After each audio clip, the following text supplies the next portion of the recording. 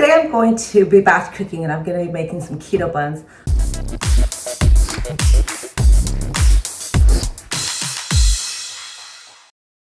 I'm tripling the recipe so that I can freeze them. What I love about them, they're only 5 carbohydrates and 10 grams of protein, so they work wonderful on a ketogenic diet, and they're super filling because of the high fiber, so it takes a long time for you to get hungry again.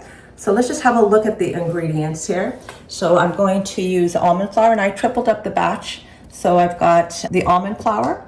I'm going to use it's 1 1/4 per each recipe, so I put 3 3/4. I've got psyllium husk here, which 5 tablespoons per each, so I put 15.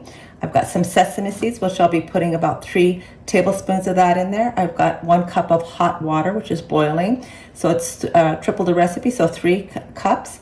And I've got some baking powder, which I will be using 1 teaspoon per each recipe, so it's going to be 3. I'll be using 2 tablespoons of vinegar for each recipe, so it'll be 6 apple cider, and then 1 teaspoon per recipe for the Celtic salt, and so I'll be using 3.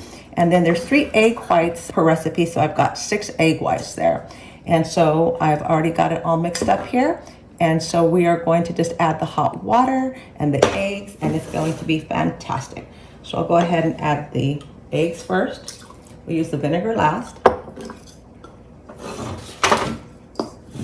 Then I'm going to add the hot water. Now when you add the hot water, it's going to kind of look like, oh, you messed it up because it looks so watery. But believe me, the psyllium husk is going to puff up just nicely. Okay, let's go ahead and add the vinegar now. We add that at the end.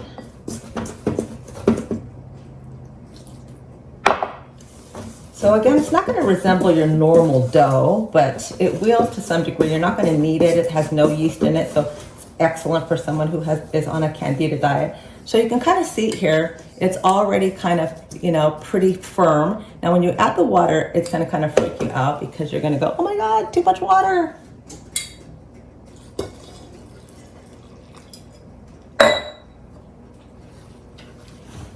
And I'm just going to blend this in the in the KitchenAid, just to get it all pure. But you can kind of just see here that it's kind of resembles a little bit more like a mush, right? But you'll be so surprised to see how it thickens up really nicely. So I'm just going to add the rest of that water.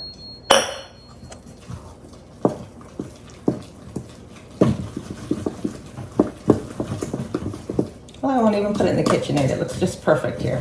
Normally I do that, but this is working lovely. So then you just keep stirring it until you get the firmness that you need, and it'll be just perfect. So there you have it. Beautiful keto buns, and I will show you the finished product when they come out of the oven.